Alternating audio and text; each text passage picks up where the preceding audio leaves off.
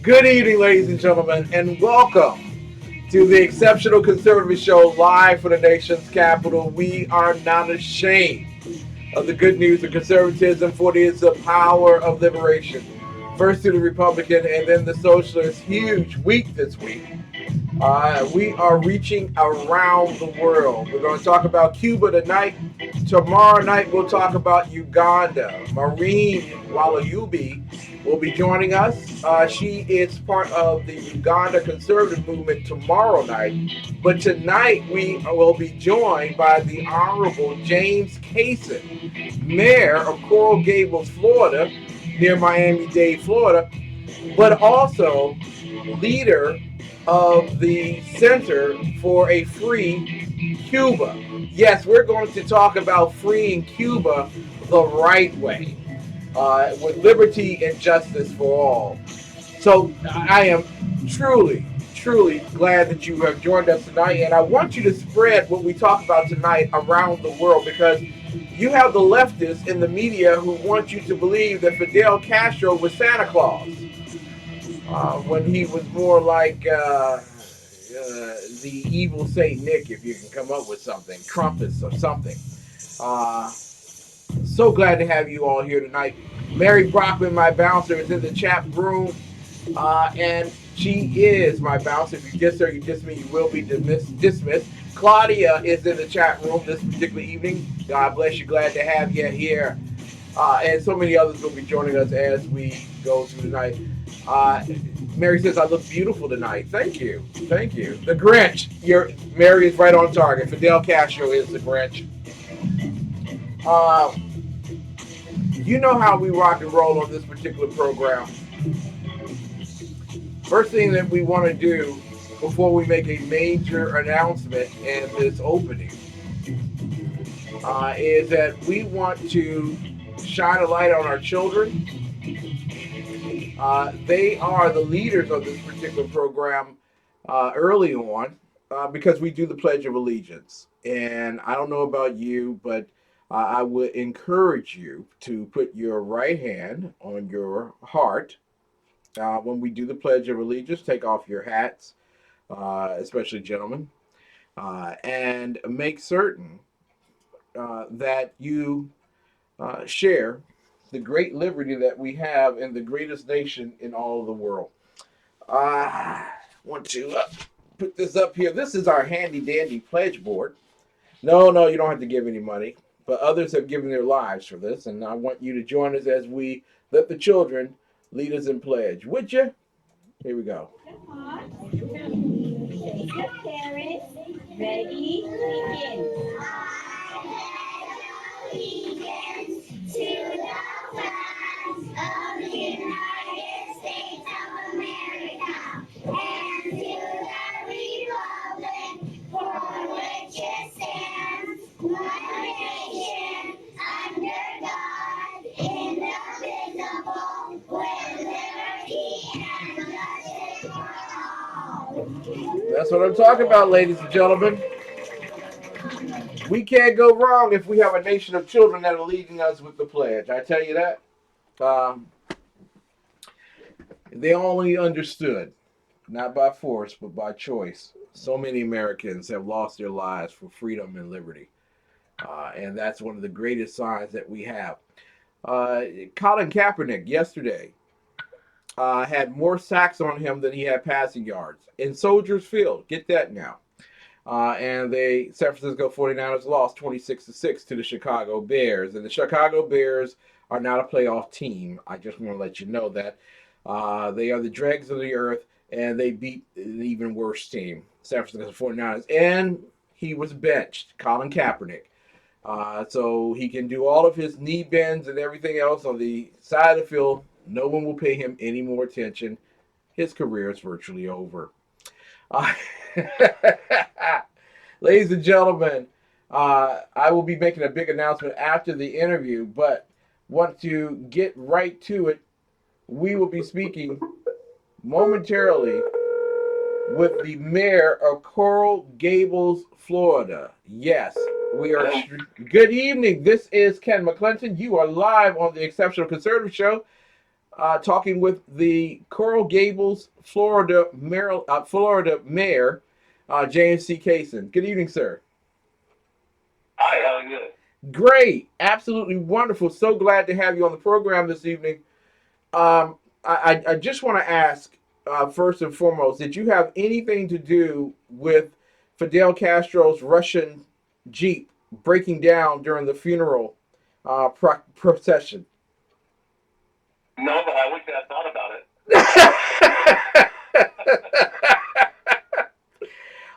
Does that say everything that we need to know about Fidel Castro and communism in Cuba?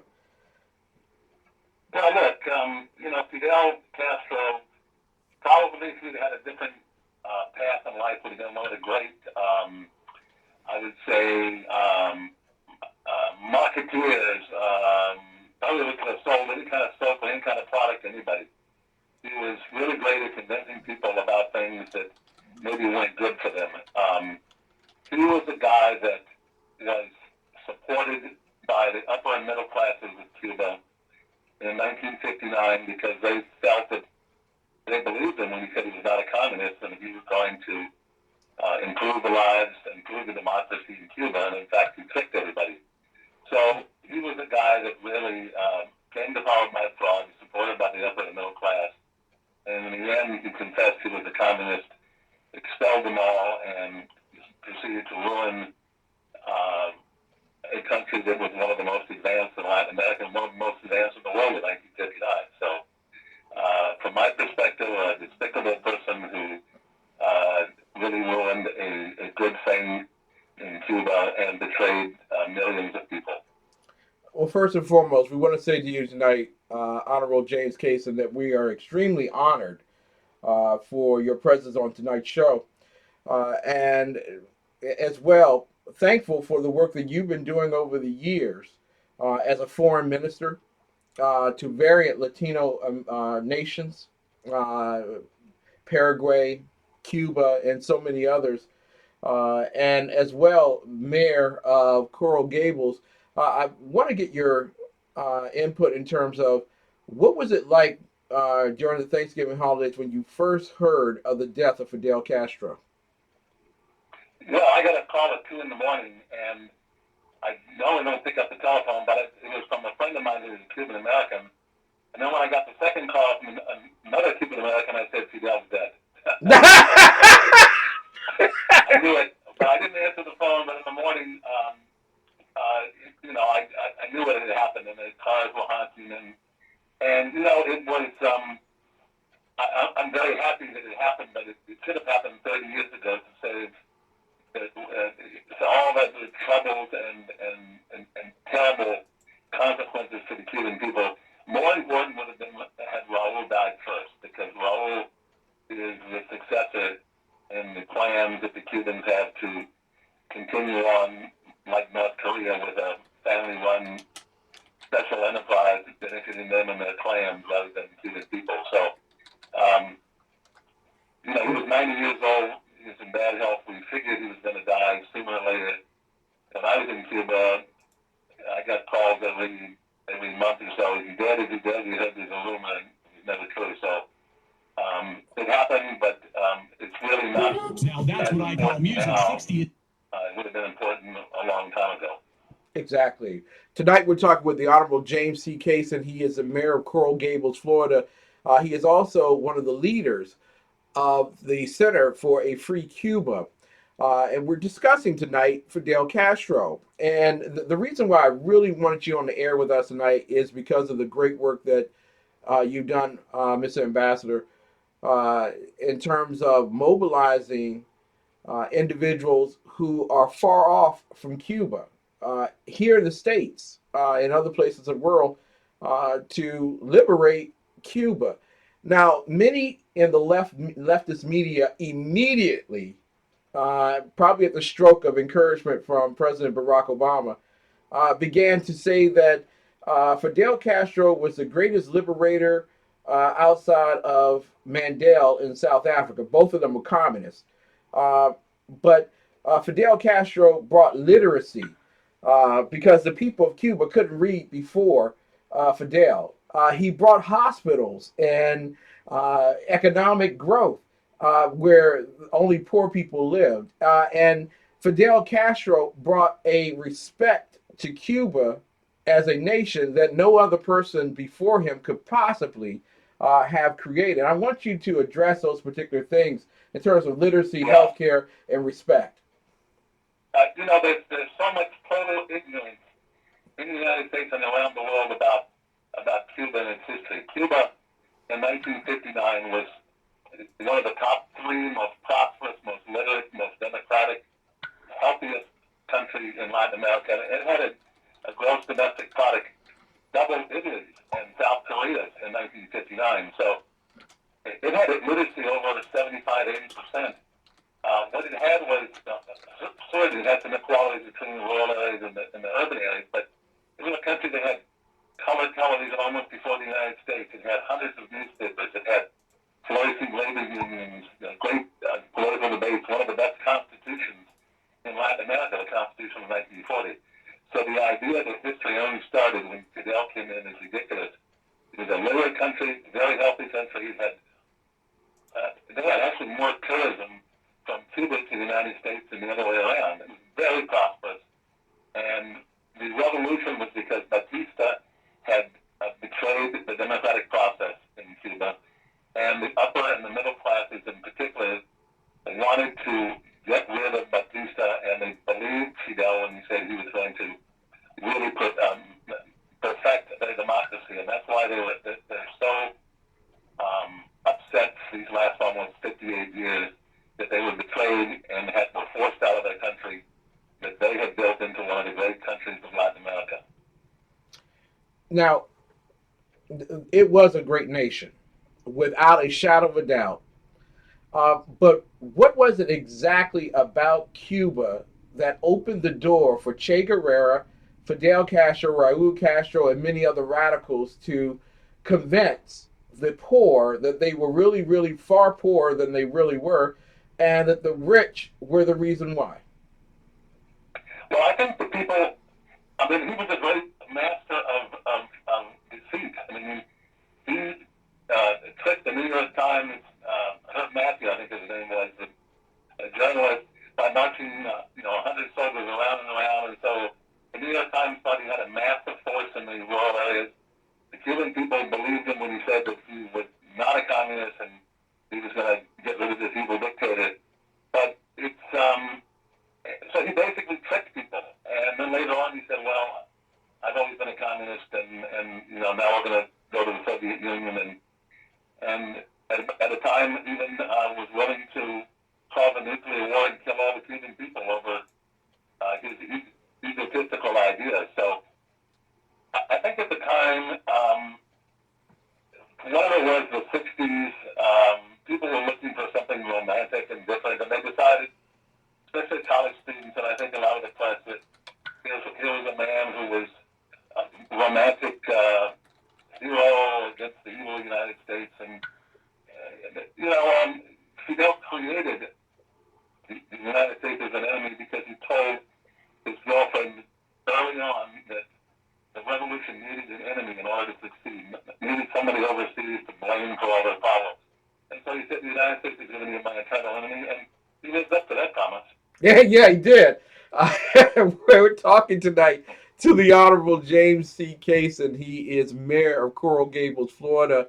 Has a rich history as a ambassador to Latin American nations, as well as foreign minister to many of them, and has a rich, in-depth relationship with the Cuban people. through his organization, Center for a Free Cuba. Now, many people on the left in the media would ask me tonight, as a conservative media host, why are you even talking about this, Ken? But there was only a mistake at the funeral. They did push the funeral vessel to where it needed to be for the burial. And those are little miscues here. But Fidel Castro was absolutely wonderful, absolutely great. Why is there a need for a Center for a Free Cuba? Well, the Center for Free Cuba was founded almost 20 years ago. It's a nonpartisan group, but it's got a lot of former American diplomats. It's got professors like Carl Ely of Yale University. It's got artists. It's got writers. People who feel that the United States should be, in its foreign policy toward Cuba, should be looking for the well-being of the Cuban people and not the well-being of American businesses or people that want to make profit over principle. And we've always been pushing for the centrality of human rights in our relations with Cuba.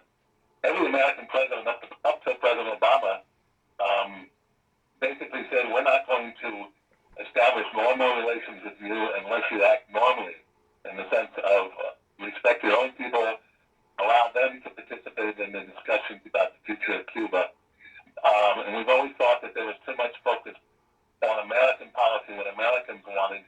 We should have been doing everything possible to support the Cuban people on the island. And so that's been our focus for many years. When I was there from 2002 to 2005, we worked together to support the dissidents, the human rights activists, to let the world know what was really going on in Cuba, the repression of independent, any sort who only wanted to participate in the debate about the future of Cuba. And they weren't allowed to. And so we've been supporting with humanitarian assistance to political prisoners and their families. We've always maintained the same stance. And we think that Obama basically betrayed those principles. Yes. And gave away everything with nothing in return on any ground except for the right of Americans to go there and gawk and look at the tourists as tourists on the poor Cuban people and say, we've got to look at it before it changes. You want to see what it's like under communism. I think it's appalling what the president did, and I'm hoping that under President Trump there will be a total relook at our policy to Cuba and get back to the centrality of human rights and a foreign policy on the part of Cuba that doesn't make us the enemy no matter what we do. Mayor, that there are those who are sitting back here and saying, oh, thank God that Barack Obama opened up relations with Fidel and Cuba because it gave Cuba the money that they needed to help the poor people there and create tourist jobs and open avenues for conversation in terms of how we could better help the Cuban people. All 18 months, we wouldn't have needed that. Your thoughts, was that the most deliberately despicable thing that Barack Obama has done in the course of his 8 years of president of the United States? Well, look, Obama's theory is that we needed to do something different. My point is always this. Until both Castros are dead, there's not going to be any fundamental change in Cuba because they have been preparing for a succession for decades. They want to keep this totalitarian system going for the benefit of what you call a nomenclatura, the elite group that's been running the place. It's a military dictatorship. Yes. And what President Obama did was call a military dictator Mr. President. He was not elected. And he now has reestablished, he says, I want to get away from the Cold War. Well, in the Cold War, we dealt with, for a lot of reasons, with military dictators. Now everybody's a Democrat, except you can decide whether Venezuela is. But we've now established relations with the only military dictatorship left in Latin America. And the idea that sending a lot of American tourists and American business to Cuba is going to improve the lives of the Cubans is ridiculous because the Cubans' income is about $20 a month. They have no money to buy anything from the United States. And they owe the whole world billions and billions of dollars because they're getting credit. And whenever a Cuban gets money, very few of them invest in the business because there really are no businesses in Cuba. There are people that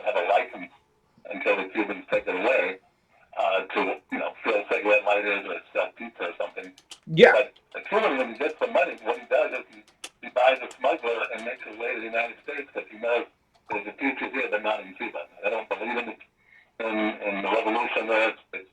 Nothing's changing in Cuba for the good of the average Cuban people. And they've made clear they're not going to change their system no matter what we do by flooding them with our money. And my view is by flooding them with our money, we've made it more, we've taken away the very necessity to make really significant economic changes because we're in the shit at it after Russia and Venezuela. exactly. If we go back to abnormal relations in accord with Obama, is there hope that we could thwart Raul Castro and his successor, Vice President Miguel Diaz Canel? Well, I don't think that they have any intentions of reforming significantly. They do things tactically. When things are bad, they liberalize a little bit. When things get good, when somebody starts throwing money at them like we're doing, then they retrench. So the human rights violations go up. They take away the licenses from the small businesses. They close down what they call the paladares, the private restaurants, many of which are run by the generals and their families. I just don't see that with Fidel gone, that Raul no longer has an anchor around him and that he can now become a reformist. They're not reformists. And he's made it clear. He said, read my lips. He said it to President Obama when he first announced relations. He was dressed in a military uniform with a Russian spy ship in the harbor, and he said, we are not changing. We're not going to make any. Socialism is forever, and thank you for your money. Mr. Man, that was great.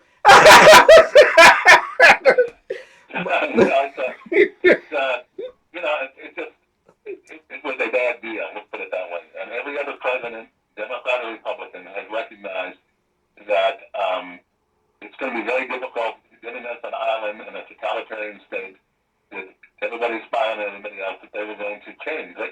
They could improve the lives of their people by just snapping their fingers and changing the economic model and allowing some of the opposition into an interim government. But they're not about to do it because they believe in communism. They're one of the last countries. They believe they've learned from the mistakes of other communist countries, and they're not going to make a mistake by giving anything economically or politically to people because they'll take a mile. And so it's back to the old, don't give them an inch, they'll take a mile. Mr. So Mayor, I don't expect to see anything significant come out of Cuba until both captures are good. Then maybe.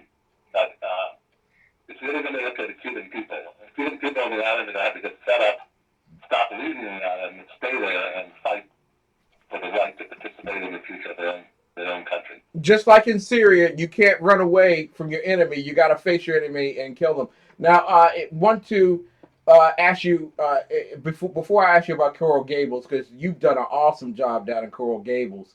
It is a shining light on the hill down there in Florida. But Venezuela, real quick, because of your expertise in Latin America, are we looking at the fall of another military dictatorship, and what is to come in Venezuela? Well, the regime is propped up principally by the Cubans. The Cubans have 40 or 50,000 people there that are running the intelligence services, the immigration, finances, everything. Cuba can't see Maduro fall in Venezuela fall because they're the source of the biggest flow of oil still, even though the Venezuelans have cut back their oil deliveries and the oil they get and they resell is worth less. They really do live off of money for the sale of the medical people and the sports figures there. Mm-hmm. So they can't see Venezuela fall. And so it's a symbiotic relationship. It's getting worse and worse and worse in Venezuela. It is a military dictatorship, again, but run by narco traffickers, which Cuba was for a long time under General Ochoa and under Fidel. But the people, if they had their way, I think the vast majority would get rid of Maduro and go back to something more moderate. But the Cubans are not about to allow it. And people can put up with Exactly. So in a sense, and this is what I want my audience to know, and thank you all so much for tuning in tonight to the Exceptional Conservative Show, where we're talking tonight with the Honorable James C. Cason, Mayor of Coral Gables, and a leader in the Cuban community. I want my audience to understand that this relationship with Cuba between Obama and Fidel and Raul was really a backdoor salvo to try to save communism and socialism, one in Cuba, the other in Venezuela. So that backdoor deal isn't working, even if he tried. It's just a natural defeat.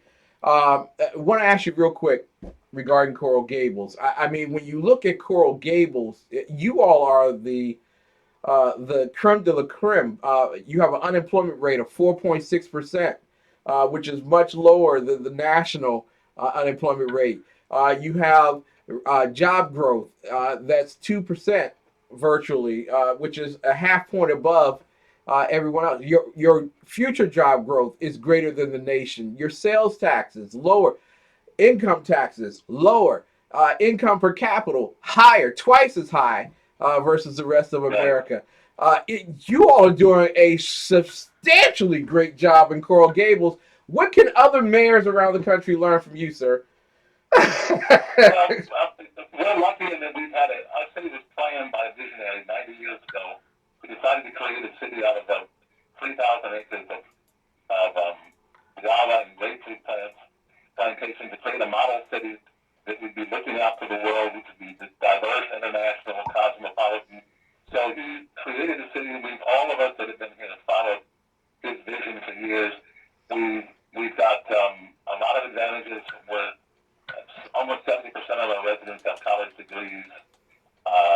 We have 122 nationalities here, 160 corporate headquarters for Latin America.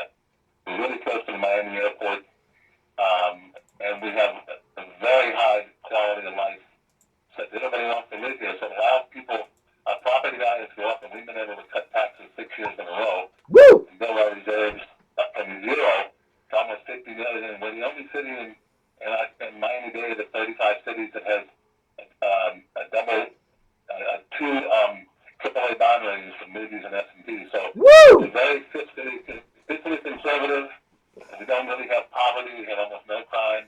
And we have a very collegial commission, all of whom are college educated and looking after the good of our residents. So we get reelected. I was elected at 71% of the vote. People are happy there. They're international, and they take pride in the city, and they want people to come here and live. And the more people want to live here, the higher up our poverty values go, and the more we can lower the taxes and still have revenue to reinvest in the city. So wow. I'm not sure we can be replicated in the cities with a lot more poverty, but one of the reasons that we are prosperous is that a large number of the upper and middle class of Cubans who left in 1960 came to Coral Gables, and they're about 60% Cuban American, which is why the University of Miami is here. So our city is very educated and full of people who understand totalitarianism and understand free markets and understand why it's great to be an American, and it's very, very patriotic and continue to be very engaged in Cuba policy. Mayor Cason, you are easily a person I would recommend to be replicated in every American city. With your work down in Coral Gables, my God, if only the rest of America knew. But want to ask you in last order here, is there room for you in the Trump administration? I'm not trying to steal you from Coral Gables now. My God. I did 38 years as a diplomat. I lived in 15 countries, lots of dictatorships of the right and the left around the world. I was in the invasion of Grenada. I was in Panama with Noriega. I was in the revolution in Portugal. So, I spent 38 years as a diplomat, and I'm the only mayor in the United States who was an ambassador. So it's an unusual combination. I've done almost 47 years of public service, so I'm looking forward to traveling to New Zealand, having a great time, looking for something totally different to do. I'm a folk singer in Paraguay in the Indian language, and I have an album on iTunes, so maybe I'll become a folk singer. There you go. Mr. Mayor, Something totally different. Mr. Mayor, we are honored to have had you on our program. We would love for you to come back because the work that you all are doing down in Coral Gables should be replicated around the country with tax dollars and infrastructure. You all are doing a wonderful job. We thank you so much for coming on I live with appreciate us tonight. having me on the show. All right, sir. Take care now. Have a very you. wonderful evening. Thank you. You too. Bye-bye. Bye-bye. Wow. Wow. Ladies and gentlemen, I think we're making it to the mainstream. The Honorable James C. Cason, Mayor of Coral Gables, an ambassador to Paraguay, folk singer, just an overall aficionado of how to get things done. Ladies and gentlemen, talking tonight about Fidel Castro and one of the most important things in summary before we go to our commercials. And I want to thank the great people from SHR Live and High Plains Pundit Media for showing us live on the air, or at least broadcasting us live on the air. And I also want to thank Livestream and Ustream for getting it up tonight so that we could get this live. There are lots of people on the left that have done everything that they could to present Fidel Castro as something towards Jesus, when in all simplicity he was a murdering dictator whose blood fingers had to be blazoned off of him into ashes, and his own vessel to be taken to the place of burial had to be pushed by his military. Because communism has worked so prolifically in Cuba. But one of the most important things that you can hear is that there is a backdoor deal to Latin America by Barack Obama through Cuba. Those monies were not just for Cuba. Fidel Castro had over $900 million in various offshore accounts and banks around the world. So he was not on food stamps in Cuba. So let's get that off the table. But the other principal thing is to know that while he had stolen the wealth of the nation, that money of opening to tourism, things of that nature, was attempted to be shipped to Venezuela. All right. And that Venezuelan situation worked only for those who were in the ruling elite. They got their money, they got their support, they got toilet paper in Venezuela, they got their food from variant fellow neighbors. So the upper echelon, the ruling elites, the ones that these guys who go to our liberal colleges want to groom their children to become the ruling elite. Lord help them if they're not part of the ruling elite, because then they'll just become everyone else like in Venezuela. But the bottom line is that communism doesn't work. Socialism doesn't work. And having a president try to funnel money to Fidel to prop up Venezuela didn't work either. What works? Take a look at Coral Gables, Florida, to a man like the Honorable James C. Cason, Mayor of Coral Gables, and so many others down there that understand free markets work. The reason you fear them is because you can't control them. And when you attempt to control them and intervene, you destroy them. Free markets open up the doors of liberty and freedom for all the world. So those who are listening to us on SHR Media, High Plains Pundit Media, can also hear us at 2 a.m. in rebroadcast on the Liberty Channel of Red Nation Rising. Will hear this, that the left doesn't want you to hear, by golly, that freedom will never come from the muzzle of a communist or socialist. It will only come by the pen of men who seek freedom and liberty through your freedom and your liberty, and not their ability to rule you. We'll be back with more of the best in urban conservative talk right after these messages, and with a huge announcement from the weekend. The best late night conservative talk show in America, TECS Radio. And listen, there are no people better on the air to give you the best in conservative talk than Sackhead Sean and Sackhead Clanton. And we're working on the immigration papers for a certain other guy who happens to work here too. For those who are tuning in around the world to the best late night conservative talk, TECS Radio. The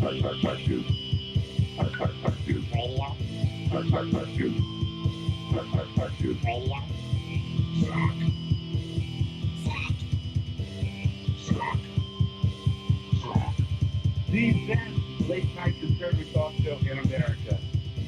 In America.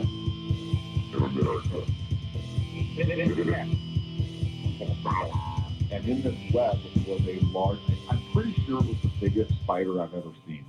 Want to know the best kept secret in flea and tick control? It's the money you'll save with 1-800-PET-MEDS. Save 30, 40, even 50% on veterinary recommended brands for your pet, and we'll deliver them free right to your door. And now you can get the safe and effective results of a top brand for even less with new Flea for X Plus. 4-way action to kill fleas, ticks, lice, and mosquitoes. Plus, it starts working in 5 minutes to 1 hour and is backed by our 100% happy guarantee. Call now or order online from 1-800-PET-MEDS. Meet Jason.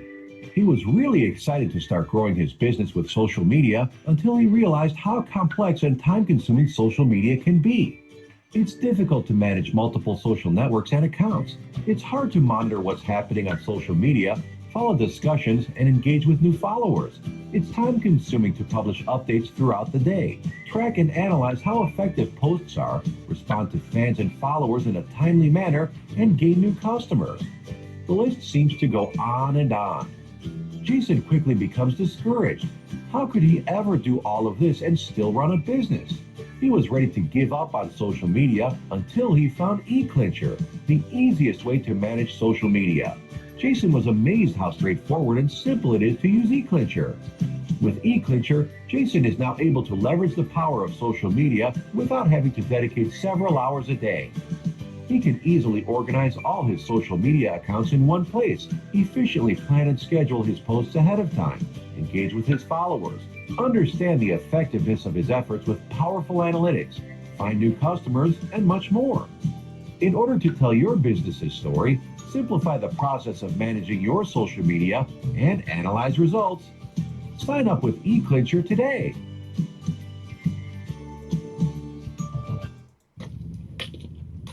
Times are dark. The people are misled by corrupt politicians, lied to by establishment media, and deceived by the false messages of Islam. A nation looking for direction needs a guide. It needs a man with a cane. I'm Dave Milner. Join me on Spreaker, SHR Media, Pundit Press, Live Rebooting Liberty, and YouTube for a unique brand of commentary on the unpleasant blind guy. Because the truth is not always pleasant. Ladies and gentlemen, coming up in the next few, we'll be talking with DZ. Yes, Sir Mark, the Bloviating Zeppelin, regarding Mad Dog Mattis. Yeah! Yesterday, you went on the air. We're talking about your fake Pradas, sunglasses. Yes. Scary called me in a panic last night. I went on the air, and I called them fake. They're not fake. They're real. We're going to get sued. Really? They're real? Yeah, and he gave, what's the name of the company you ordered them from? I bought it from a company called EZ. That's the letter E, the letter Z, Contacts USA. So he goes on the air yesterday and says, EZ Contacts, they're a scam. Ignore them. No research, nothing. Yeah, didn't look into. I'm like, you're being a little reckless. Yeah. Even though they, I don't know if those are real Prada glasses or not. But he went on the air and said that anyway. The opposite of 60 Minutes, Scary Jones. Yeah.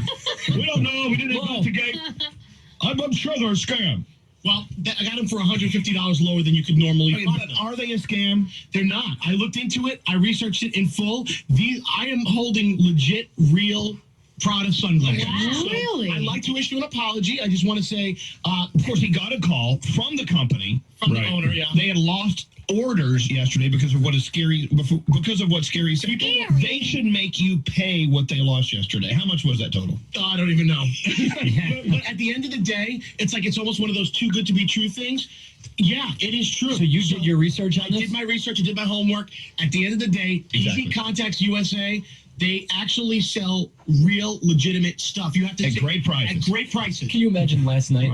I'm getting ready to eat dinner. I get a phone call from Scary. He's like, "Hey, you called 2 minutes?" Yeah, I'm like, I'm like, okay. Was it 2 minutes? 25 minutes later, I'm like, all right, Scary, that sounds great, man. No, hey, Yeah, thank you. All right, I'll let you go. I'll talk to you tomorrow. It's unbelievable. Everything worked out. All right, thank you, Scary. So Scary... It could have been last seasons. You know, sometimes they do that. Absolutely. Whatever. Scary accused them of the company of being a fraud, and they're not. And that was very reckless of Scary. It really was. Yes, Froggy. Scary's going to turn this around at some point before it's over. He'll go, I was doing them a favor. See, at first I said it wasn't real. Now it is real. More people are going to buy from them. I did the homework, boss. They're real. At the end of the day, if you want to thank you, eyewear, here we go. Scary, if you give the name of the company one more time, I swear to God, you're fired. You're going to kick me in the... I'm going to kick you in the balls. But, you know, I'm glad the owner did hear you. They do listen. Yeah. And I'm glad they heard you and they corrected you, because that's very reckless to go on there and say someone's a fraud. But I'm excited to find out that you can get really cheap sunglasses. Yeah, no, me too. Nice. What's that website again? I don't want you to kick me in the Okay, balls. Scary, one more time. It's the letter... I mean, if you do it anymore, we're going to have to send them a bill. Right. Letter E, the letter Z, contactsusa.com. Okay, thank you.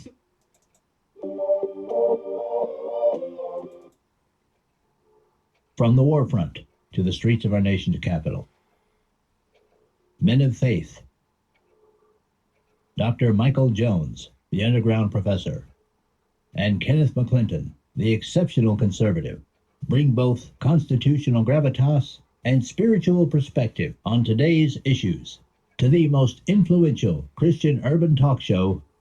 It's a new day on New Day, Black and Red. And I want to welcome you tonight to the Exceptional Conservative Show live from the nation's capital. And I want to thank Dave Milner for putting together so many great audio clips for us in promotion of the SHR network and many of its contributors, including the underground professor, Dr. Michael Jones, Jersey Joe, the Reverb Common Sense, and yours truly, the exceptional one, Ken McClinton. So glad that you're tuning in tonight. And so great to have so many of you all listening around the world. You all should be in the chat room, the Euro Pacific Bank Limited TECS chat room, where you got some great thinkers. You got White Mamba in there. You got Dave Milner in there. You also have everyone in there. Melanie is in there, and also Mary Brockman, who is my bouncer. If you diss her, you diss me, you will be dismissed. What great shout outs, and of course, Mrs. Biggs is resting this particular evening, and keep her in your prayers. Now, I want you all to understand something. For those who are getting ready to go away on Red Nation Rising, smooches, we love you. Thank you so much for tuning in. And you got the truth on Fidel Castro. Spread it. Tomorrow night, Miss Maureen Walubi from Uganda will be on the air with us. Why is that important? Let me digress to some comments that I had made earlier this year on my network, somewhere, I think right after the election. And forgive me, there is great need of sobriety in our pious celebration of the election of Donald J. Trump. And listen, I voted for him. Can we just get that out of the way? I voted for him. Mrs. Biggs voted for him. So let's just get that out of the way. We still have a national debt teetering towards $20 trillion. We have a $3.5 trillion deficit, which will be kicked down the road in just a few. Probably next month sometime. They will. No, they're going to do it this month. They kick it down the road until March. We have 95 million people out of the workforce. And our biggest concerns by those on the left is that the president-elect picked up the phone and called Carrier, and that the president-elect accepted a phone call from Taiwan. We got a lot of issues here in the United States of America that have to be addressed. Of course, repealing Obamacare is important. I don't care what y'all say in the think tank area of society. Replacing it is not your responsibility, government. It is a free marketplace responsibility. And if you allow the free market to do it, it will be prepared and is prepared right now to step in and provide the coverages that are necessary for people in the greatest need. Just get out of the way, government, is what I'm telling you.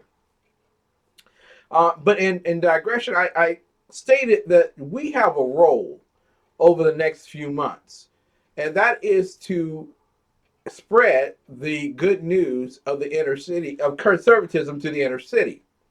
It is our responsibility to challenge people in the inner city who for so long have been saying unemployment rates of 50% for teens and young adults is acceptable. That welfare is a permanent gift to mankind. That you're supposed to be able to inherit your mama's Section 8. That somehow it is good that some companies get tax credits and other companies don't. Crony capitalism. It is good that we focus on medicinal marijuana and as well don't check the box legislation. Those things are important. What's not important is safe streets, keeping felons behind bars, eliminating the repeatism of offender crime. So we have to do a better job in terms of reaching out to the inner city. Why do I say all that to you tonight? Well, a very good friend of mine, and I consider her a great friend. Actually, I consider her more like a baby sister, and she roasts me daily in that particular role, is Pastor Shannon Wright. Pastor Shannon Wright happened to do something in Baltimore that had not been done in 40 some odd years. She happened in her fight to bring conservatism to the inner city, amassed over 25,000 votes against the Megatron of politics, Jack Young, in Baltimore, for the post of council chairwoman or chairman, or however way you do that, for Baltimore City. Let me explain to you something. Before March, everyone said they didn't know who she was, and she won a primary against a Republican who had run at least 4 times before for the post of council chairman, representative of the Republican Party. She beat him, and she did him badly. Kudos to you, Shannon Wright. She also, in the general election, amassed a total number of votes that had not been done in nearly 60 years.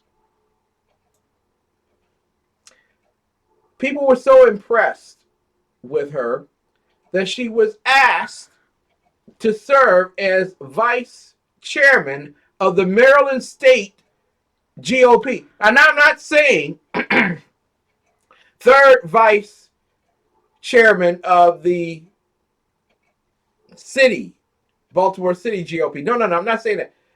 They were so impressed. They wanted her to run for third vice president or vice chairman GOP at the state level. She had done so well. And she did. She ran this weekend.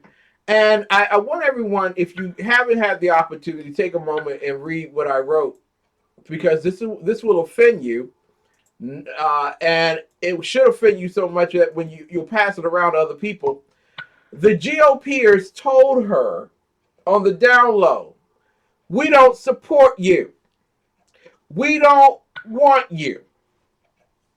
And in fact, someone created a Facebook page calling her a fraud and accusing her of giving $21 to a Democrat who was running in the elections during the campaign year. 21. She ran up against, I'm telling you, this woman had absolutely nothing in the kitty but what her and her husband basically put in there, and Barry Brockman and a few others who donated to her. That's all. She had a little over $2,000 at most, and all that was her savings. She put all that wealth into running for office. She got 25,000 votes. And then the same GOP that said that they were going to reach out to black people. You have been doing bad by yourselves under Democrats. Those same people on the D-low came to her and said, we really don't want you. You eye candy. You know how we like black people when they running for all, we like to say stuff for them, but we ain't going to put no money in your pocket and we ain't going to let you win. They created a Facebook page to call her a fraud. Now, I want to tell you something, and this is going to end on two things. Number one, God is greater than your enemies. A lot of you all are running around with this GOP drunken stupor that, oh my God, they're going to change overnight and they're going to actually work for us. Ken McClellan ain't no fool. I will watch you and I will bear burden against your broadside if you do felonious things. They haven't changed, baby. You better watch them. She was running against an opponent that had over 250,000 sitting around in their treasury. And she got over 25,000 votes and nobody needed her. Nobody wanted her. Her biggest enemies were not the Jim Crow, slavery, Democrat socialists she was facing. Her greatest enemy happened to be those who were her friends who were running behind her, shooting her in the back. GOP, I hope you're listening. Well, she ran on Saturday. I put out my essay on Saturday morning just in time for everybody because I had heard about it on Friday night and had witnessed, after coming back from the Casting Crowns concert with my wife, the actual website that they had put up to attempt to deter individuals from promoting her, endorsing her, and voting for her. Well, I want you all to know something. As of this morning, Shannon Wright is vice chairwoman of the Maryland State GOP. She is one of the most powerful women in politics today. Congratulations to you, Shannon. And I wish you much success for the people of Maryland. Now, here's something else you need to know. Ken ain't playing. Mary, can you type in the chat roll this statement from Ken? Ken ain't playing. I ain't playing at all. I take no prisoners. If y'all understand something about Ken and this show, the Exceptional Conservative Show, or New Day Black and Red, or even the American Conservatives' Expiration of the Inspired Word of God, I want y'all to know something. I don't take no prisoners. I'm too old to play the foolish games. I'm never alleged to any group, Republican or Democrat. I am in line with God. If you do me wrong, I will do you better. I'm coming loud and I'm coming proud and I'm coming in charge in 2017. We just had one of America's best ambassadors on the air with us, James C. Cason, mayor of Coral Gables, Florida. Tomorrow night, Maureen Mwalubi from Uganda will be calling in. It will be 4 o'clock in the morning and she will be calling in. And she will be talking about conservatism in Uganda, a place that is agriculturally one of the most powerful nations in the world and yet one of the most impoverished nations in the world. And They have a need for an answer that can't come from socialism and communism. She's calling in to say that I got the answer, and one of the answers comes from being on the Exceptional Conservative Show. Now, if the world recognizes the Exceptional Conservative Show, baby, the inner city better get ready. I'm coming for you. I will take you down if you're GOP or Democrat. And I will take you down with the truth, and I will make you free. So I'm just saying, ladies and gentlemen, that I ain't playing. Get ready, Richmond. Get ready, ATL. Get ready, New York City. Get ready, Chicago. Get ready, Dallas. Get ready, LA. Get ready, Las Vegas. Get ready, Seattle. And not just that. Rio de Janeiro. Paris, France. Rome, Italy. Moscow. Guangzhou, China. Get ready. The conservative message is coming to you.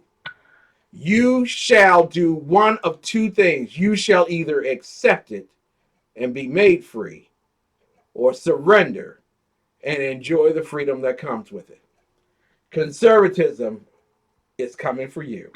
We'll be right back with BZ, Sir Mark Zeppelin, Sir Mark of the Bloviating Zeppelin, the most powerful man on SHR Media.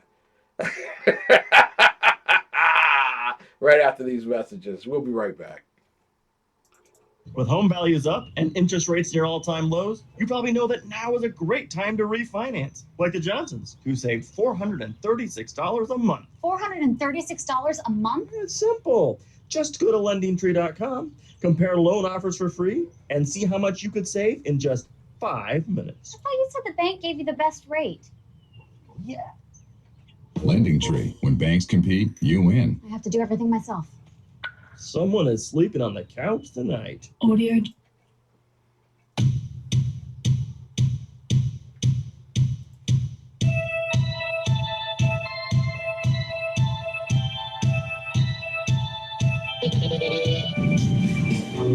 Hey, it's Jersey Joe. Close the reverb. Common sense. You can catch me every Wednesday night, 8 p.m. Eastern Standard Time on SHRmedia.com. It's every Wednesday night, 8 p.m. Eastern Standard Time, SHRmedia.com.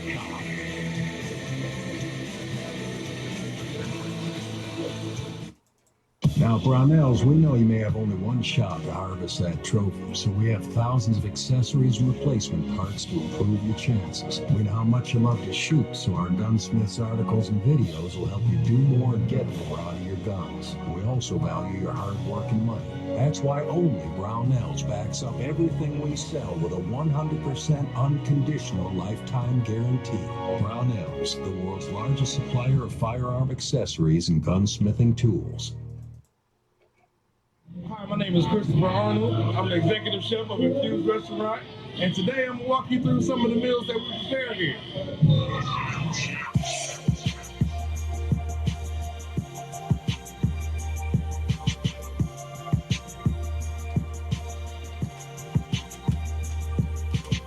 So we're making a pizza. We use fresh Italian sausage, and we cook here and slice it up. Our pizza dough is in-house made. Our pizza sauce is in-house made. So everything is fresh ingredients.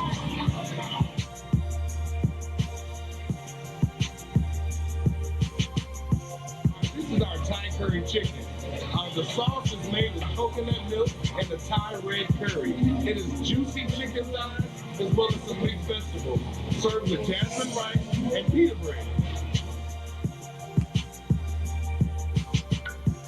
So now we're going to prepare our famous blackened tilapia and grits, our fish and grits on the menu.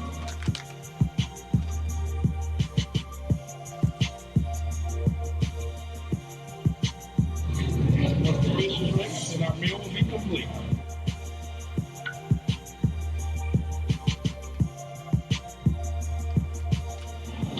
Let me tell you about our infused beef burger. When we kick the spice up just a little bit with our infused sauce. We start off with 80-20 USDA round chuck ham patty burgers, like half a pound of burgers, and we're gonna grill it to perfection. After I flip the burgers, we add the sauce and let it cook on into the meat just a little bit.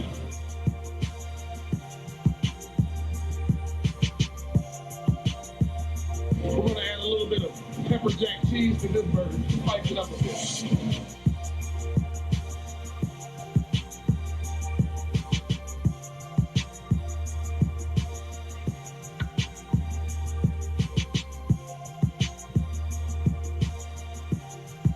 Order up! 6339 Allentown Road, Temple Hills, Maryland. You need to make it your stop for this weekend.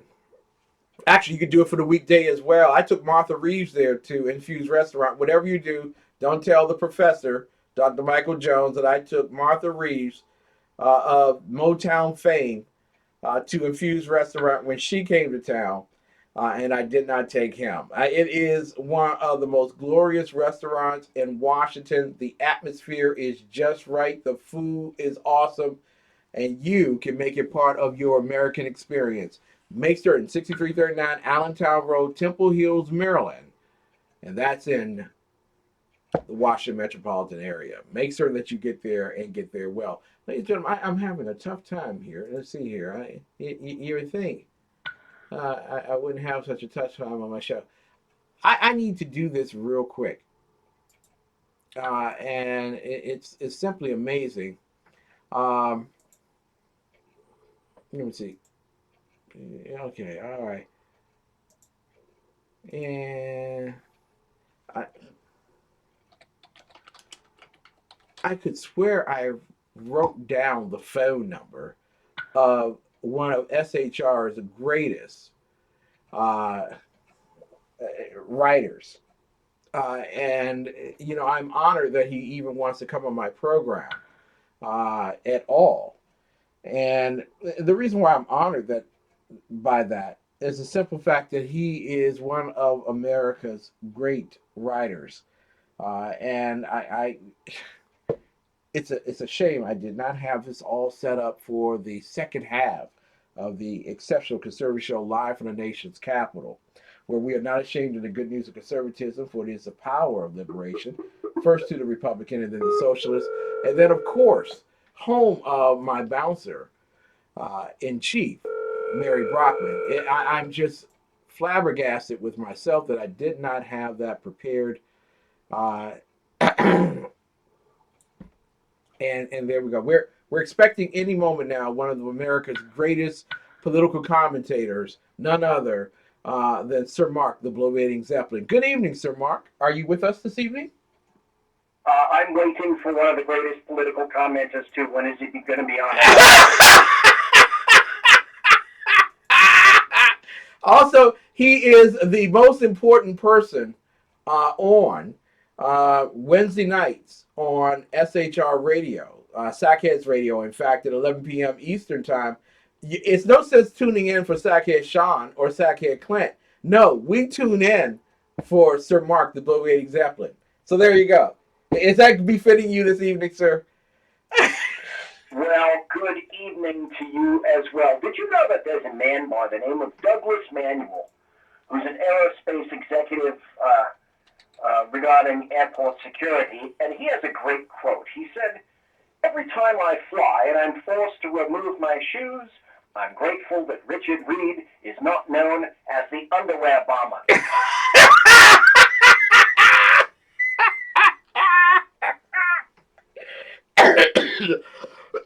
Oh, man. Thank God.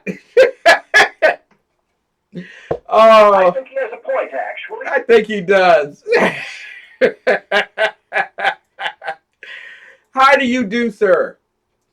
I do well, and yourself, sir? I'm doing quite well, sir.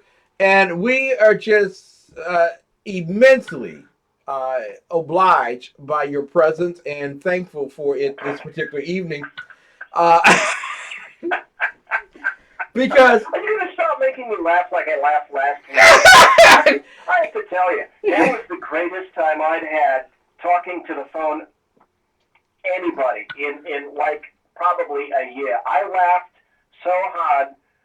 Well, I can't tell you how hard I laughed, but I laughed really, really hard. Listen, I'm just grateful you're on the air with me. I just think that you're one of the best writers in American politics. I do. And you got a great website that people should go to. It is the bloviatingzeppelin.net. And one of the things that I really enjoyed about it over the weekend was your attention to a certain man named Mad Dog. Now, Mad Dog goes well in the black community. It does, isn't that odd? Mad Dog 2020, baby. Pour a little something out for the ones who couldn't make it this evening. But there is a Mad Dog on our horizon that we should all be excited about. Can you tell us about him? If I had time, I'd read the story to you. It's a great story. But essentially, what I'm discovering after doing some research about this particular individual, he's a four-star general who basically was kicked out by Obama because he was not in keeping with Obama's great plan and had no problem with telling people that. What he was looking for is what any military leader looks for in a civilian leader, is a plan and a means to enable that plan, and then the ability to stick to that plan. And as a military leader, his job is to follow what occurs in the civilian venue. His job is not to set policy. But essentially what he was saying is, you have to give us a chance to win. If you don't give us a chance to win, then why is it that you're applying any of myself or my persons or forces to an area where you are not committed? Yep. And as a result, because he was not in keeping with Obama's vision, he was essentially forced to resign early. But the things that I'm hearing about him is that, I don't know, I have a question for you, Ken. Uh-oh. And for everybody listening right now, and for everybody in chat and anybody who happens to listen to the podcast. There are two schools of thought at leadership. One school of thought is that it can be taught, which means that it can be learned. Mm-hmm. The second school of thought is that leaders are born and not made. So I'm curious, into which school do you fall, Sir Ken? I'm more along the lines of bored than actually. And I know that might trip a whole lot of people out, but I really believe that you have certain gifts that are given to you by God that make you prominent for the season and the hour in which you exude your greatest gifts. So I think you're born with it. Now you can learn stuff along the way, and it sounds good or whatever, but you gotta have kahunas. That's something that you can be given. That's something you're born with. And I know I have to apologize to Melanie for making that statement.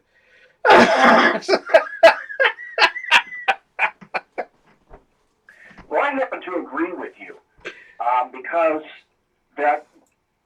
from that, in the number of years that I've been working in a paramilitary and a military organization, I don't believe that things like that can be learned from a book. Yeah.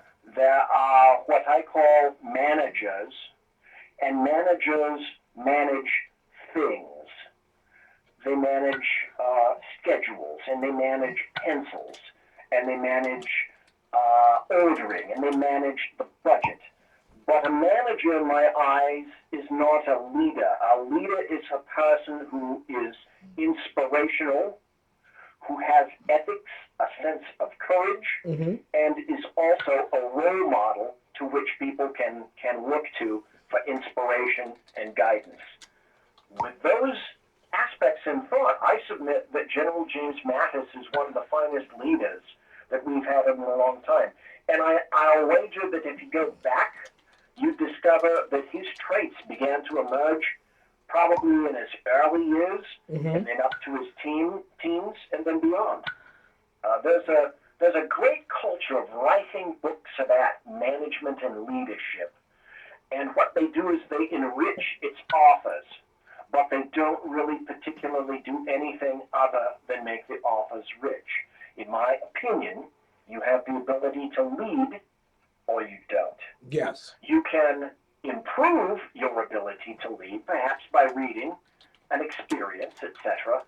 But I believe, as with you, Ken, that it's something that is inherent within you. Mm-hmm. And no amount of reading or being educated can change that. Bottom line is, I think you either have it or you don't. And in my opinion, Mattis has it in spades. Exactly. He's got a lot of it. And that's something that we desperately need right now. We need leadership. Exactly. And the whole idea, first and foremost, if someone calls you Mad Dog and you ain't offended, that says a whole lot about you, brother. And the whole idea about General James Mattis is that he was one of the few people that was bold enough to say, when it wasn't politically correct, that a woman's place is not on the battlefield if she can't do the same things that a man does. And as such, retribution easily came. And the military went on to adjusting its standards for men and women, making it easier for women to excel without having to follow the same rules as men.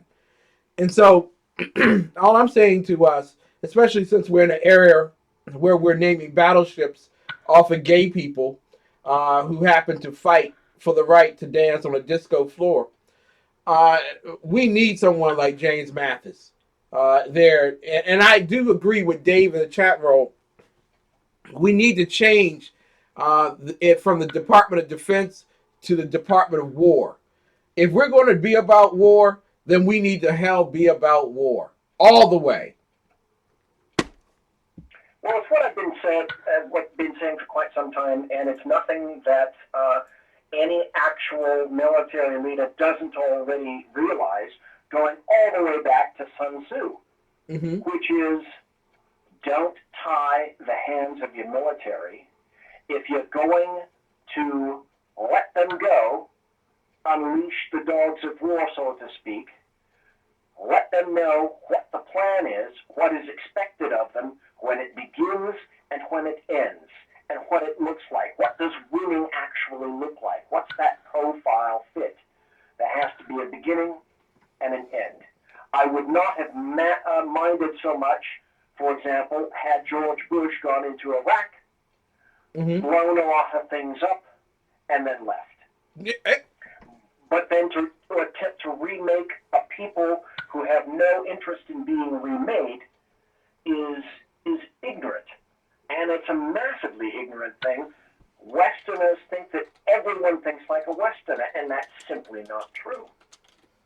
You're absolutely right. We're talking tonight with Mark the Bloviating Zeppelin, Sir Mark the Bloviating Zeppelin. I got into trouble calling you Sir Mark the Bloviating Zeppelin. You know who I got in trouble with? S.H. Not your wife. No, not my wife. S.H. She loves you and she loves your writings, which qualifies you to be on my program. But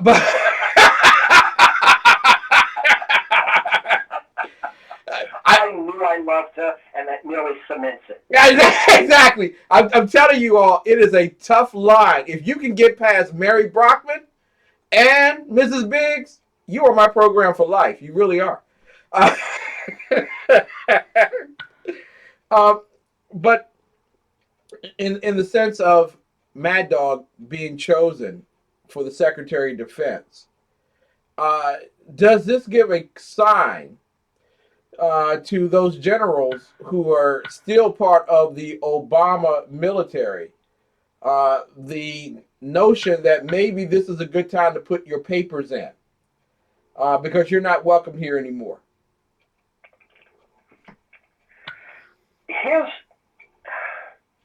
It's hard to explain, but I'll do my best. I may not be as good as you can, but I'll try to make an explanation. When people hire on or when they're interested in doing a job, they hire on specifically for that job in order to do that job. In other words, there's a wide schism between, let's say, a law enforcement officer and a social worker. A person who hires on to be a social worker has a particular mindset for that kind of thing. It's not good or bad, it simply is. A person who hires on to be a law enforcement officer has a particular mindset and likely a ways and means of having been raised and a certain philosophy. And I'm not saying it's good or bad, I'm simply saying that's the way it is.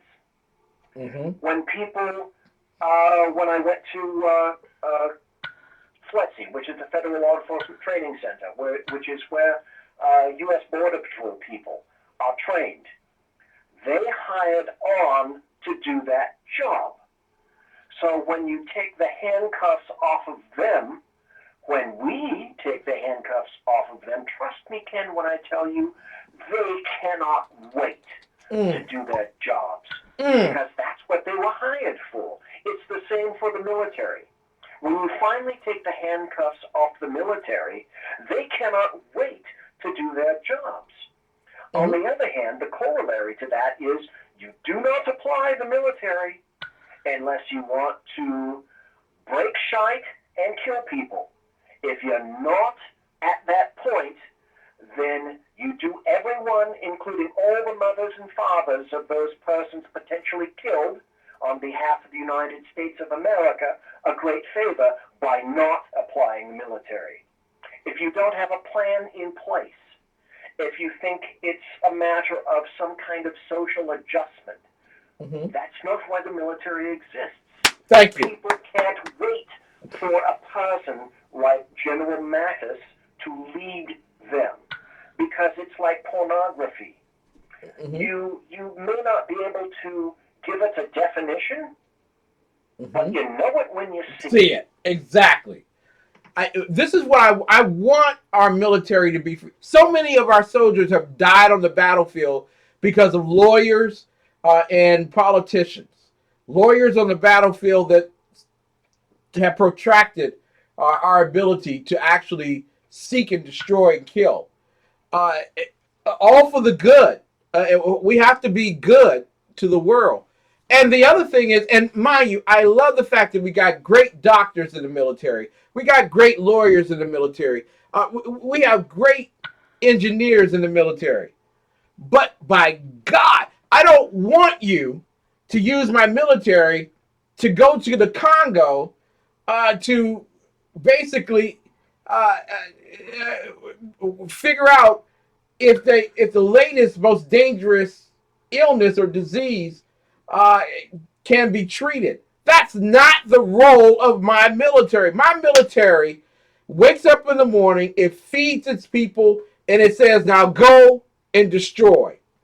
When you don't have a mindset that says that we're about this until the end, and the end is when we win, you have nothing but death and destruction to those who have volunteered to give up their very rights as citizens of this nation to protect the American citizens.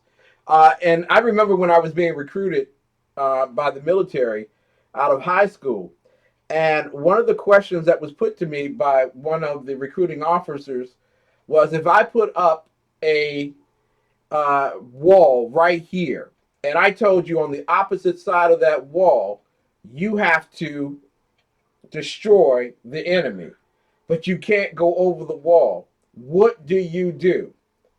And everyone else that was there didn't know, well, what other way do you do it? My immediate answer was, what you do is you either go through the wall or you go under the wall, but God knows there should not be another enemy on the opposite side of that wall when you've done it. And they were fighting over me in terms of which department to join. But the bottom line was, that's the type of mentality. You got to have a kick-ass mentality. Forgive my French tonight, but you have to have a kick-ass mentality to be a soldier. Because anything less requires death. And you don't want your soldiers to die. You want the other guy's soldiers to die. Well, you bring up a very excellent point. And I think there's a massive difference between a soldier that's conscripted in times of war, that's drafted, and a voluntary army. And I suggest to Mr. Obama and anyone else in the past or in the future, when you have a voluntary army, you must be even more particularly careful in terms of how you decide to apply that army, because they're doing you a favor, ladies and gentlemen, by deciding that they want to become actively involved in defending their country. As a result, you must honor their sacrifice and their willingness to do just that. I do not see, nor have I seen, the willingness to honor our soldiers, male, female, whatever their jobs, by the current administration. I do not see that. That in itself, to me, that is an affront. Exactly. Tonight we're talking with none other than our very good friend, Sir Mark, the Bloviating Zeppelin. But the person who I got in trouble with was the professor, Dr. Michael Jones, for calling you Sir Mark when he's been knighted by the Queen of England. And I don't call him Sir Mike. So wait a minute. Are you saying Dr. Jones got knighted? Yes. Yes. He is knighted, and he is offended that I don't recognize the fact that he is Sir Mike. But you did not know that. Yeah, you know, we learn a lot of stuff about each other on the SHR Media Network, and you know, everybody sees us in our roles as political commentators and agitators for the conservative movement. But when you sit down with everybody and they're just sitting around and carousing and enjoying each other's fellowship, you learn about folk. And so, should I call the professor Sir Mike, sir, or is that just too much of a conflict here? Well, here's a good question for you, sir. Rumble this around in your head and then come up with an answer if you will. Do you remember going to Freedom Fest in Las Vegas, where I met you, you met me, and we both met the underground professor? Do you ever remember him telling us that he'd been knighted? I, myself, do not. No, we were not told that because he's a humble man and he prefers that you draw it out of him so he can brag about it.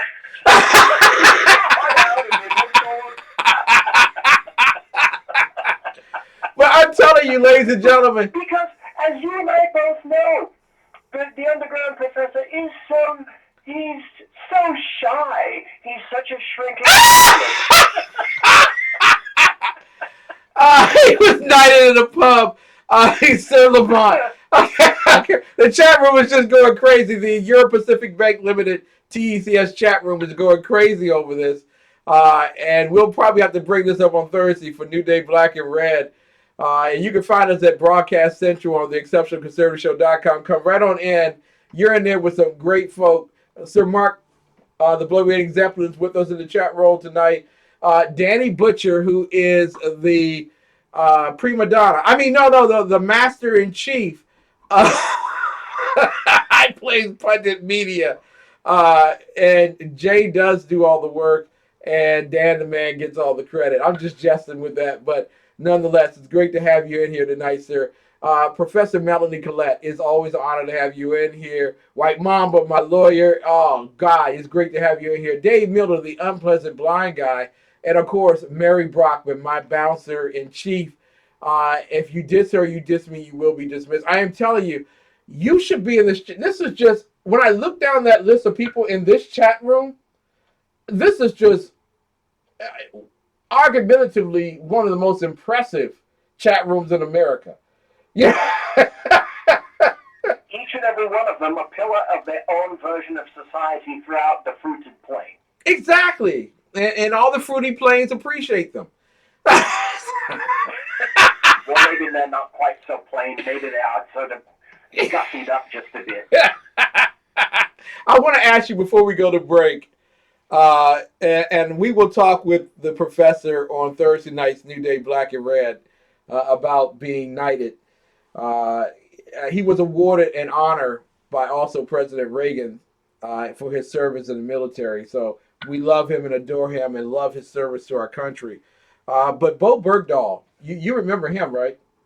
Oh, yes. His wonderful parents who invited to the White House because Bo Bergdahl was such a stellar representative of what's good and wonderful in the United States military. Yeah, I mean, that's the type of soldier that we can only get from maybe a Southern California university. That's the type of soldier we need representing our country. A man who is able to desert his fellow servicemen in one of the most harsh, drastic battlefields in the world in Afghanistan. Now, apparently, since Obama is into commuting sentences, Bo Bergdahl and his family, who, by the way, didn't tell us all that they were Muslim or Mohammedans, but I guess you got to figure that out as you go along, have said, well, it's unique, his situation. He is requesting an absolution of his crimes. He is asking for the president's pardon for his crimes. And I just want to ask you, sir, because I know how liberal you really are. Is this the type of pardon that should be easily sentenced on this particular last days of President Obama? If it occurs, number one, I don't think anybody here is going to be shocked in any way, shape, or form. That's just not going to occur. One thing that I have since learned about presidential pardon is that if it occurs, it cannot be taken back. In other words, it's like tap, tap, no erases. Once it happens, someone in a subsequent administration cannot come back and then remove that particular pardon. So I think we're in for quite a number. I mean, he's starting with the low-hanging fruit right now, which is various felons who, in his opinion, are nothing but drug prisoners of the oppression with regard to various felonies throughout the United States. He'll go for the higher fruit, give it about 2 or 3 more weeks. Right before Christmas. And I would expect that not just with the Thanksgiving turkey, he will probably end up going for a pardon of Hillary Clinton as well. Because I've also since discovered that you do not have to be convicted of anything in particular in order to have a pardon bestowed upon you, witness Gerald Ford and Richard Nixon. So I should expect this is probably in our future as well. So Bo Bergdahl and Hillary Rodham Clinton, and what is that Nancy girl boy who's locked up for cyber crimes, trying to get transgendered and everything? I think he's asking for one too. Shouldn't we get one as well? Because we're conservative. Isn't that a crime in America? Well, yes, at this point it is. Perhaps not for long. I'm taking a wait-and-see attitude on that. Sir Mark, the Bloviating Zeppelin. When we come back, I want to talk with him about what happened in the old country of Italy on Sunday and why Americans do not want to, or at least the media, the leftist media, does not want this to be reported the right way, because it might be a signal of what's happening to Prime Minister Merkel next year. You're listening to the most influential urban conservative talk show in the world. Tune in with us tomorrow night at 9:05 p.m. We will have Maureen Walubi of Uganda online, and this is probably going to be one of the most listened to shows in Africa. Seriously, because Africa and the countries of Africa are concerned with an uprising of conservatism in their nations. It could change some things. So tune in. Make sure that you're here early in the chat roll, because there will be lots of people from Africa tuning in and being a part of the chat roll as they are listening in to Maureen Walubi. We'll be right back with more of the best of urban conservative talk and Sir Mark the Bloviating Zeppelin right after these messages. For the professional mechanic, the home hobbyist, or the most exacting pro shop, the Auto Parts Warehouse has the inventory, quality, and price you need to bring your projects and repairs in on time and with the most savings. From engine assemblies to flywheels, air filters, and body parts, the Auto Parts Warehouse has what you need. From day's first light till night's last glimmer, your satisfaction is our responsibility. On the range or in the field of duty, you can rely on Brownell's lifetime guaranteed gun parts, tools, and supplies. Anytime, any place. It's how we've done business since 1939. Brownell's.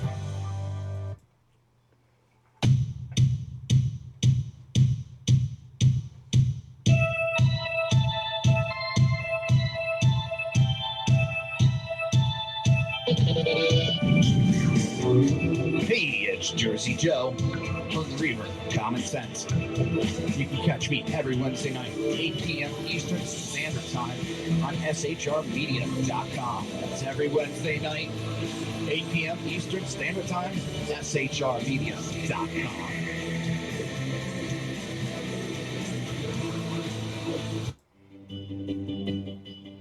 Make sure she says yes with this beautiful engagement ring. Expertly crafted in 14-karat white gold with an alluring design. Featuring breathtaking diamonds. Get a unique piece designed just for you with our huge selection of stunning gems and precious metals. Order now and receive free insured shipping. Find your perfect jewel today at alores.com. Ladies and gentlemen, I want you all to know something, and this is not part of the scheduled promoing, but I want to let you all know something. I want to thank all of the women who went to the Exceptional Conservative Show during the Thanksgiving, Black Friday, Cyber Monday. It's just an excuse for me to shop on Tuesday, Wednesday, Thursday, and Friday. I want to thank you all so much for going to the website and ordering through plussize.com. And they're thankful as well. There's one woman that I really want to thank, and that's Mrs. Biggs. Now, Mrs. Biggs is not in the habit of wearing sexy dresses. She's a very conservative woman. While she doesn't wear smocks or hijabs, she certainly doesn't have a wardrobe that might be considered disco ready. But my wife came to me the other day after looking at plussize.com on the website of the Exceptional Conservative Show. You can go to the main screen to actually the front page and scroll down. You can click right on lots of dresses you'll see, including a gold dress, which I think is wow. But plussize.com, she came to me yesterday and said that she wanted to order a certain dress. Now, this dress is wow sexy. And the reason she wants to order is because we've been invited to Kevin and Gail Wade's Christmas party this weekend, and she wanted to make a statement. I am telling you, with the dress that she's going to put on for Saturday, it will be making a serious statement, and Big Daddy Ken is excited to see her in it. So if, gentlemen, you're listening tonight and you really want to see your wife in something sexy with all of the holiday parties that are coming up, plussize.com. Women, if you want to wear something that's very nice looking and appealing as well as conservative, plussize.com. Trust me, you will be amazed with the great quality and how expedient they are at delivering what you order as quickly as you order it. So, ladies and gentlemen, go to plussize.com on the front page of the exceptionalconservativeshow.com, and I assure you, you will have a wonderful, wonderful holiday season.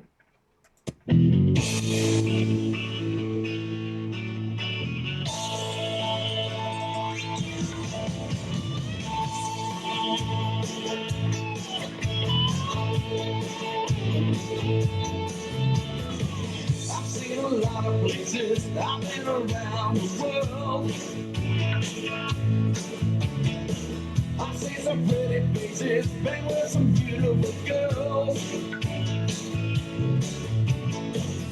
After all I witnessed, one thing still amazes me. Just like a miracle, you have to see to believe.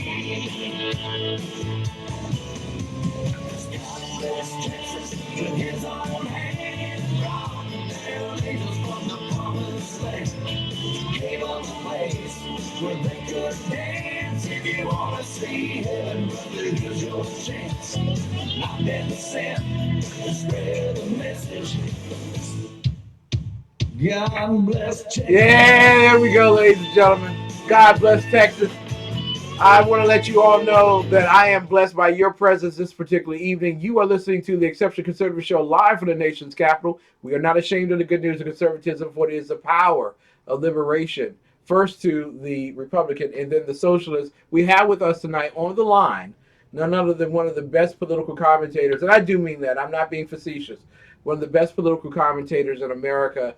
He is Sir Mark the Bloviating Zeppelin. You can find his stuff at bloviatingzeppelin.net. On the amazing Al Gore invention. On Sunday, in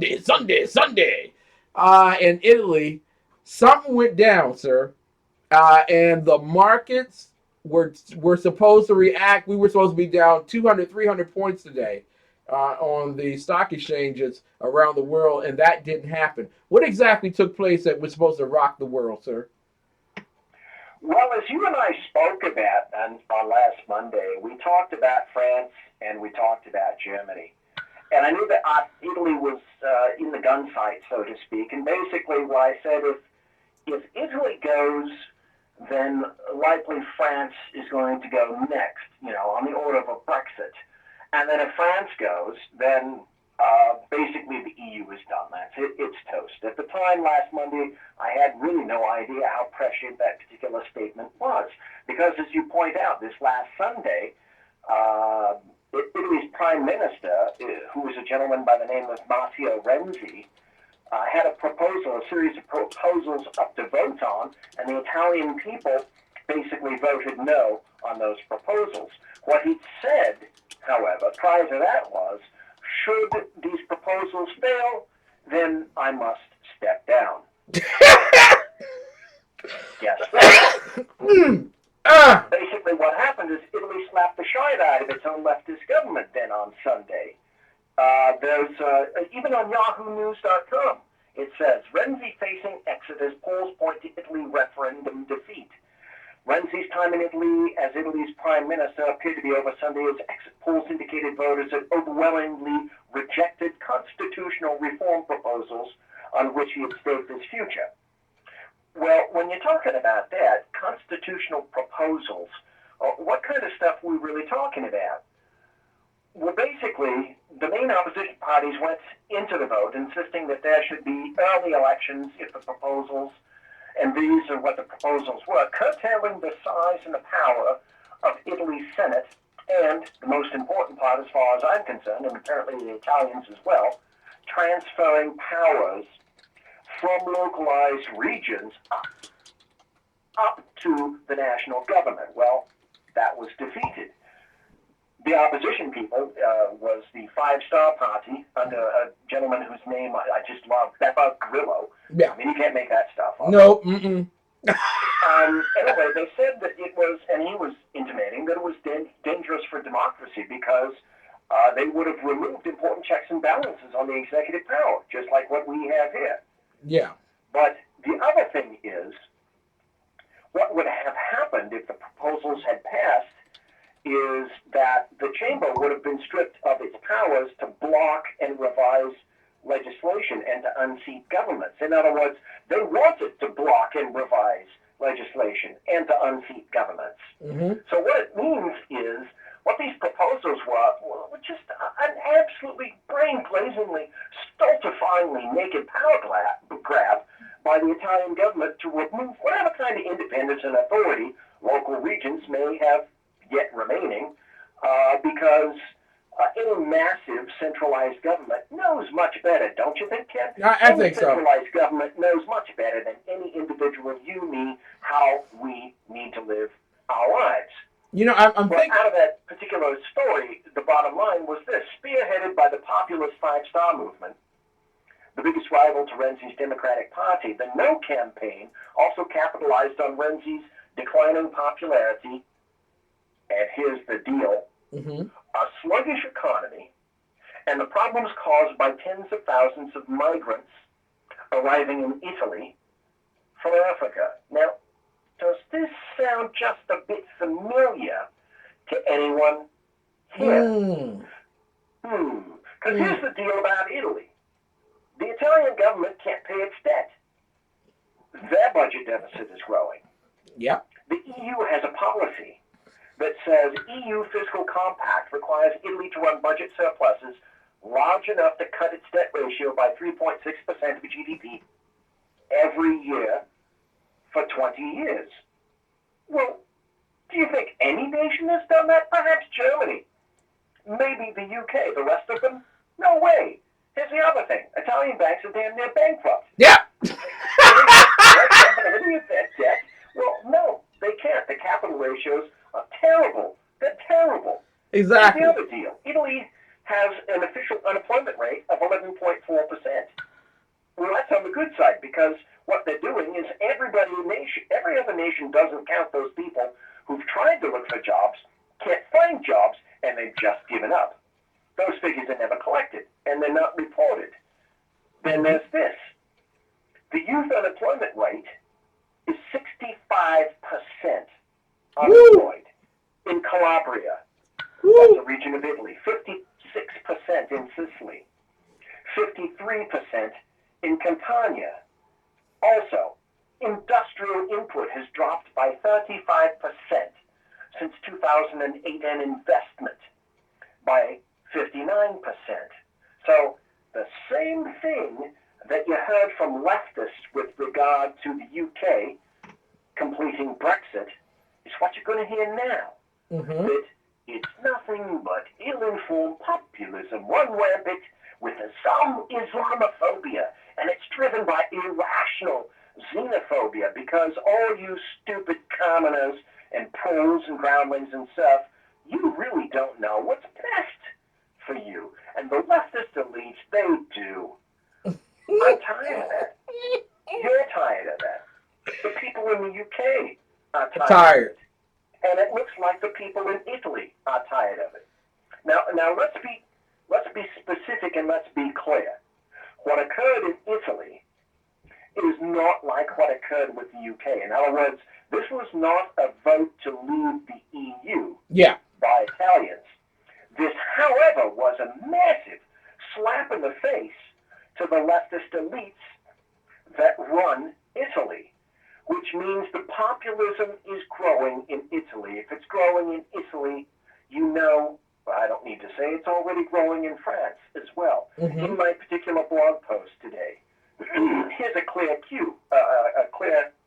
clue. And you mentioned it earlier in the show, as a matter of fact. There's a photo at the bottom of the post of 5 major world leaders. And they were there in that particular photo, posing not more than about 6 months ago. And what you have there is you had David Cameron from the UK, Barack Obama from the US, Angela Merkel from Germany, Francois Hollande from France, and Renzi from Italy.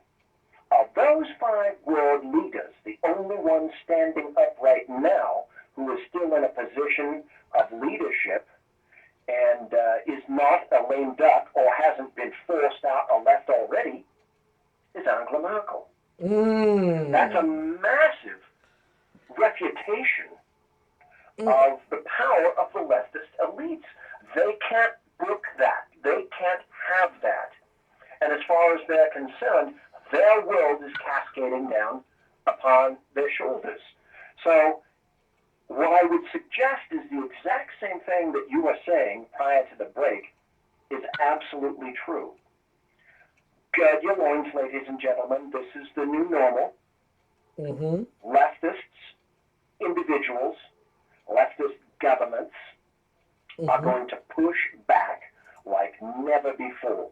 And they're going to use every potential possible tool in that tool belt, because not only are they losing the favor of us commoners and proles, they're losing the bit of reputation with regard to the tools that they use to keep us in line. And what that is the media, what I call the American media maggots. Across the pond, it's the media over there as well. But the media over there are not under fire quite so much as they are here, hence the meme of fake news. I've been researching this particular article that I'm going to come up with on Wednesday for the past week and a half, and I have excellent examples, almost unending examples, of the extreme lengths with which the media will go to hold their power, because it really and truly, well and truly is about the loss of power. Exactly. Leftists can't have it. You know, and the amazing thing is, and I want to thank you all so much for tuning in tonight and listening to Sir Mark the Bloviating Zeppelin of the Bloviatingzeppelin.net, one of the America's and the world's actually best political commentating sites, and I'm just graced to have him with me Monday nights at 10:05 p.m. You're getting a Christmas card for that. No, thank you, sir. Thank you. I was going for beer, but I'll take the card instead. Because I know what's in the cooler at the studio at SHR. So, but there are people around the world that don't understand that Europe has fallen. I mean, it hasn't been officially done by the leftist media in terms of pronouncement. America has fallen. I mean, the only thing that's left is Australia and as well Canada. And even Canada at this point, there are people who are rumbling that maybe we went in the wrong direction with Trudeau. Look at our budget now. So the bottom line is, wherever you are, the conservative movement is really making strides. And so I want to broach this with you. And we have not spoken. I just want to let y'all know this now. I don't speak with these individuals before they come on the air. We just talk on these particular subject matters conversationally. But tomorrow night, I have Maureen Ralubi of the Uganda Conservative Movement on the air. And at once, the conservative movement in Uganda was a laughingstock, but now it's beginning to pick up speed. Thanks to the fact that 82% of the population is agricultural, they have immense amount of natural resources. 13% of their population is in the service industry, which means that they don't spend a lot of time on the markets and their sovereignty. And so this woman's going around the country talking about Uganda, talking about, you know what, we need to be a nation and we need to be stronger and we need to respect not the welfare of other nations. If there is a slight bump in Uganda, how will that impact other African nations which are watching in fear at this point? What leftists are attempting to do right now is they're watching their houses being lit on fire. They have fire trucks readily available, and they're starting to try to tamp down the flames as best they can. What they're not realizing is that the house next door is so close that it too is starting to go alight. And the house next door to it, like a series of row houses, that house is very close as well. So they know that if that becomes an absolute conflagration, they've lost the block, so to speak. So you notice that there are some similarities, and the leftists are trying to minimize it and diminish it as much as possible, throwing this word populism on it. All right, you can make that appellation. You can say populism. What I basically are saying is that you have people. There are common denominators throughout all of these countries, and that's people that pay the taxes. Boom! Foot the bill for governments, big and small, all across the nation.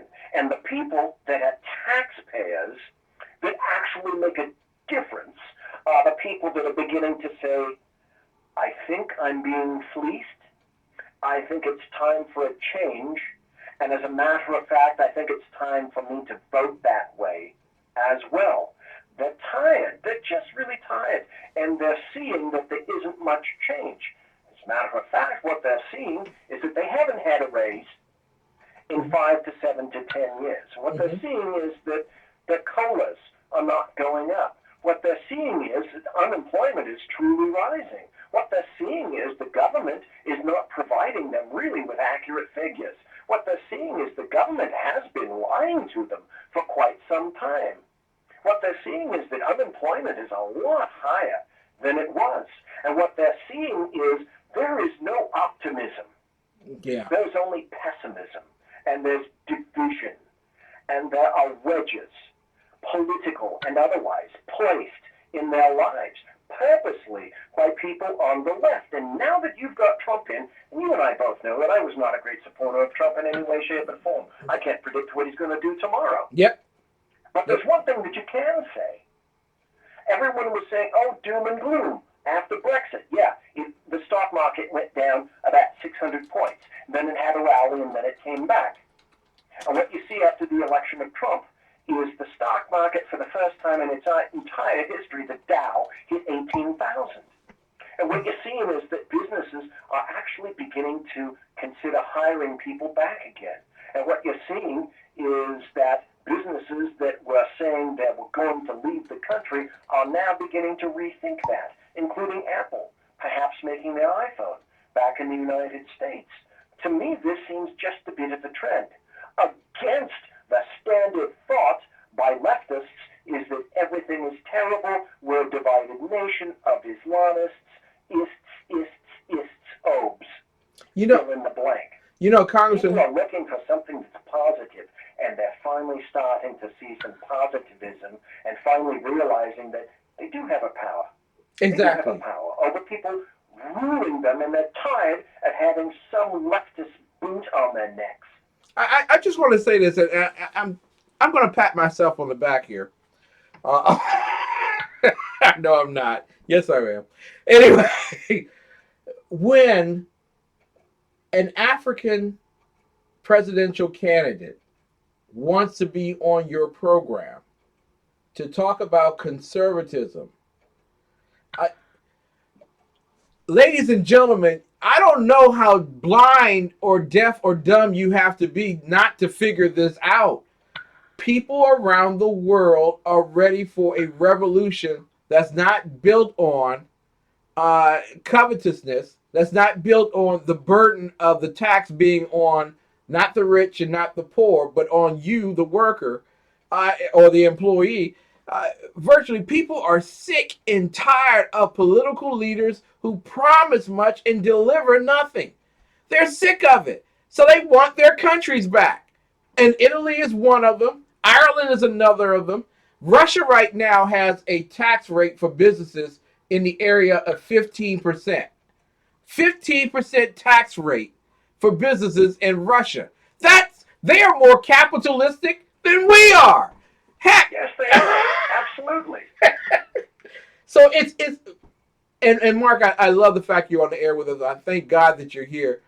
And Dave says it very nicely. They're ready for the power of liberation. Liberation doesn't come by trying to take another man's property or another man's liberty or another man's life. Liberation comes when you can have life, liberty, and the pursuit of personal property and management of government by the people, for the people, and through the people. Now, Mark, how can people read your great stuff, sir?